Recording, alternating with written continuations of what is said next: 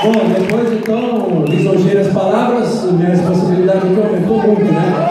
8 anos, convidado de cabeçou a lista. Vai nada, isso é tudo verdade. Bom, decepcionado. Bom, mas de antemão quero dizer para vocês que é uma honra estar aqui com essa banda que representa tão bem o Brasil, né? Lá fora e aqui também. O Edu, um grande amigo de longa data, eu falei com ele durante algumas vezes, quando o Skank lançava disco, ele fazia matérias e tal, lançava disco no passado, né? Mas eu acho que vai lançar ainda, não. Acho que não acabou ainda, mas enfim, um prazer, realmente eu me senti enciumado quando eu vi que a banda estava aqui se apresentando com uma frequência, regularidade, Liverpool também, e eu não conseguia, né? A gente não conseguia casar as agendas, né?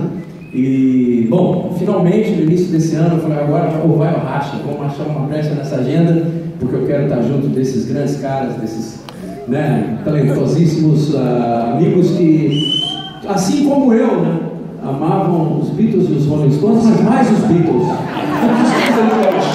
Mas o